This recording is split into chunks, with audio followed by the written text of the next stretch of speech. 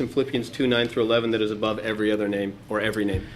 Well, some people feel that it's the name of Yahweh. I don't think that it is. I think that it is the name Jesus, personally. So the name Jesus is above every name? I believe so, yes. Even Yahweh?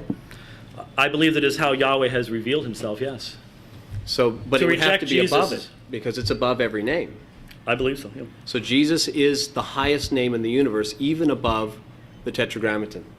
I believe that if we accept what this passage says, that to confess Jesus is to confess that he is Yahweh. So we are doing both, yes. So essentially then the name Jesus is the equivalent of Yahweh.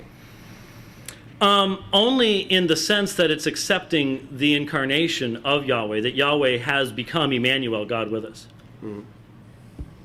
So how could Jehovah be given the name that is above every name? As I said in my opening statement, that assumes the fundamental error of what you called in a previous debate something that's bogus, and that is exactly what I talked about here from Philippians chapter 2, the fact that Jesus has two natures. Is his human nature given the name above every name? No, Jesus is one person that has two natures, and as a result of his obedience and his humiliation, verse 8, and then his obedience in also in verse 8, even death on a cross, then he is given that which he voluntarily had already given up to enter into human flesh.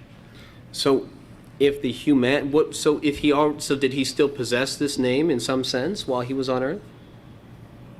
What do you mean possess this name? Well, if he was given it, he either had it or didn't have it prior to receiving it. Well, obviously when it says given the name in verse 9, this is in regards to, as you can see, the verb follows right after highly exalted him. So the context has to be within the context of exaltation. Right, that's my point. So if the name is the equivalent of Yahweh and it's given to the exalted nature of Christ, which would have to be his human nature, how could that human nature be given the name above every name? Where did you get exalted human nature? I just said he's one person. Well, what would be exalted if not his human nature? He's one person. He's the God-man. Yeah, I know. But you can't exalt God any higher than he already is. But he's one person. You're trying to divide him up. That's because he has accomplished what the Father willed for him to do, then as the God-man, he is highly exalted.